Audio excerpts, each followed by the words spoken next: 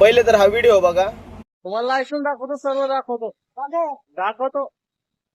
मग तुम्ही माझी एकट्याची गाडी का पकडली? मी एकट्याची गाडी का पकडली म्हणजे तिकीट घेतो मला भेटत आहे. मी काय स्पायडरमॅन आहे, सुपरमॅन आहे, 50 गाड्या पकडल्या. आता ड्रायव्हर बोलतोय की ट्रॅफिक पोलिसांना की माझीच गाडी का अडवली. तर ड्रायव्हर भावा, जिथं तू चुकतोय तिथं चुकीची मान्य करायला शिक. कारण एका पोलिसाला 2 हात असतात. माझीच गाडी अडवली, दुसरी का सोडली, दुसरी का गाडी अडवली नाही असं नाही. तुला काय मागितलं? लायसन. तर तुझं काम काय? लायसन दाखवायचं. जर तुझे पेपर क्लिअर असते आणि तुझं लायसन क्लिअर असेल, तुला सोडून देतील ना. तुझ्याकडे लायसन नाहीये आणि तू साहेबाला म्हणतोय की सगळ्यांच्या गाड्या सोडल्या, माझीच का गाडी अडवली. अरे ते त्यांच्या मनावरती आहे ना, पोलिसांच्या मनावरती. की गाडी अडवायची कोणाची, कोणाला थांबवायचं वगैरे, कोणाची लायसन चेक करायची हे त्यांच्या मनावरती.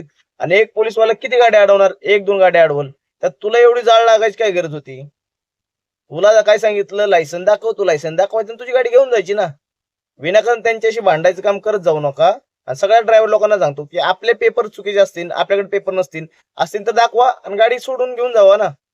विनाकारण पोलीस लोकांना पण त्यांना पण त्रास द्यायचा आणि असे फालतू व्हिडिओ नका काढत जाऊ. ड्रायव्हर भाऊंना असे फालतू व्हिडिओ काढत जाऊ नका. तुमच्यावर अन्याय होत असेल तुम्ही नक्की व्हिडिओ काढा, पण तुम्ही ते मागते तुम्हाला लायसन, गाडीचे पेपर, इन्शुरन्स तुम्ही दाखवा ना.